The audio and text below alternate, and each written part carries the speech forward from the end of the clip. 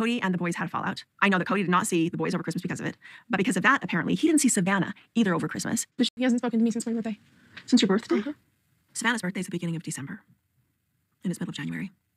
What's going on, people? We are back again with some more madness. And to be honest with you, I am sick and tired of this Kody shenanigans. Like, yo, you've got children, you've got responsibilities, and you're telling me that just because you fell out with the boys, you also didn't even see your own daughter, Savannah. And also on top of that, you haven't spoken to her since her birthday, which is in early December.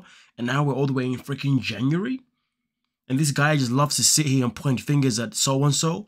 Like, honestly, Kody is the perfect representation of a useless piece of, you know what I'm saying. I don't know. I'm angry at him, mostly. And I was really sad because, you know, it's my dad. But now I'm just angry at him. And no communication over Christmas or anything like that? No gifts, no nothing. Do you want to know what's more precious than gifts? Communication with your own parents. The fact that she didn't even hear from her father is something else. Of course, if he had spoke to her, came and saw her, even without gifts, yes, that would have been disappointing, but at least he would have made the effort. But the fact that he made no effort and no gifts, wow. Kody and I are separate. I haven't talked to him. I haven't seen him. To me, I think that pretty much means we're separated, but I don't know. We've never actually said the words. But I mean, we're technically undefined. We're probably still married. Honestly, sometimes you watch these people and you think to yourself, what are you actually hanging on to? Can you please tell me what are you hanging on to? It's clear that your relationship is dead underwater. So why? Wow, man. Kody is a great representation of how to keep your wives happy. Hey, how to make sure all your wives are priority in your life. What a scumbag. Where Christine was saying he was never spending time at her house. And I remember kind of going, this is really weird. I feel like he's just really not been here. And so I started tracking it. And yeah, I found the same thing. So let me get this right. Meri says that she has a secret. Her secret is that she once upon a time tracked Kody's whereabouts. She tracked obviously who he would spend time with the most and how much he really was not spending time with her. And then Robyn says, you know what? I actually have the same secret. I've done the same thing as well.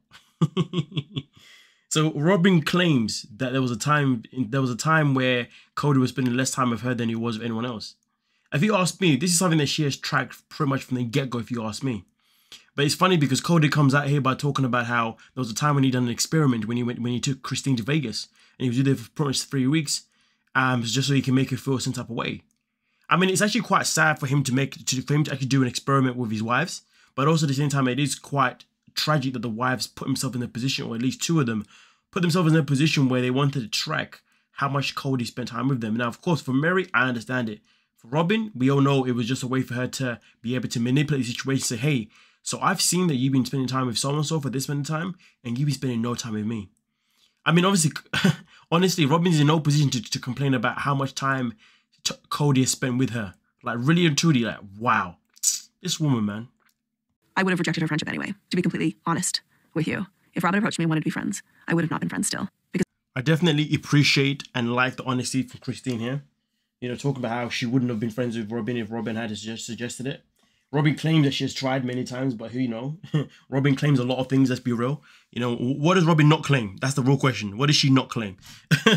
She claims everything under the sun. I mean, listen, at the end of the day, can we blame Christine for not wanting to be friends with Robyn? I mean, her main reason is purely because she doesn't trust Robyn. And to be honest with you, it is very easy to not trust Robyn because what is there to trust about her? Let's keep it 100. Do you know what I mean? What can we trust about Robyn? Absolutely nothing. So I don't blame her at all, you know. This is a woman that came into their lives and pretty much took the husband away from every single one of the other wives for the most part, you know what I mean? And we fast forward to where we are today, and we're in a position where Kody, not only did she take Kody away from the other wives, but also at the same time took him away from his kids as well. That is savage, man. This whole Robyn situation is hella irritating. Hella freaking irritating. I don't care what anybody else is doing. That's just a cheap version of what our family was. I don't care who's getting together. And here we go. The crocodile tears. The crocodile freaking tears. I mean, listen, for me personally, when it came to this episode itself in particular, it was just another episode to expose, obviously, Kody being a lousy parent. You know, being a scumbag parent, should we say, to be honest with you. And it is embarrassing. Absolutely embarrassing. Because the reality is this. We shouldn't really be in a position, or well, not we, but The children should not be in the position that they're in because their dad is not pulling the weight. You know, missing your daughter's birthday, not wanting to reconcile with your sons, complaining about how your children also have the ability to contact you. And then also on top of that, we got Robyn now, who's claiming that Kody did not prioritize her at a certain time. Well, meanwhile, in that time, Kody was literally doing an experiment by spending more time with Christine to see if things would change just for the sake of it. So he wasn't really spending time with her with the intentions of actually wanting to show her that he can spend time with her. He was just playing a game, which is not a nice thing to do to someone that you're meant to love. So that's just disturbing, disgusting stuff alone.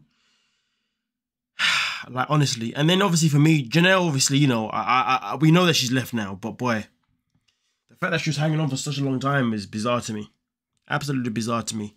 Meri, Lord knows what the hell's going on with her. I don't even know why she's still lingering around, to be honest with you. She has no loyalties here anymore.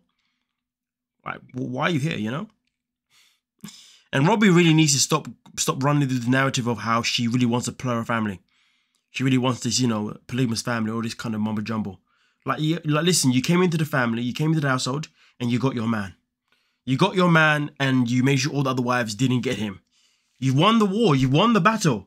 So why are you now still complaining? Like, make it make sense. Even if the other wives came back into the picture, even if Christine came back in the picture, even if Janelle came back in the picture, even if Kody accepted Meri back in the picture, you cannot sit here and tell us that things would be different. You cannot sit and tell us that you would be in a position where you would actually make sure everyone felt as if they were family. She's crying and talking about a cheap version of this and that. Darling, you came into the household and you literally ruined all of that stuff that you claim is now the cheap version of the family. It's funny though, because Robyn and Kody definitely deserve each other because they both have the ability to not be able to look in the mirror and take accountability. Both of them are narcissists in their own rights. Both of them are hypocrites in their own rights. It makes sense why they end up matching the way they did.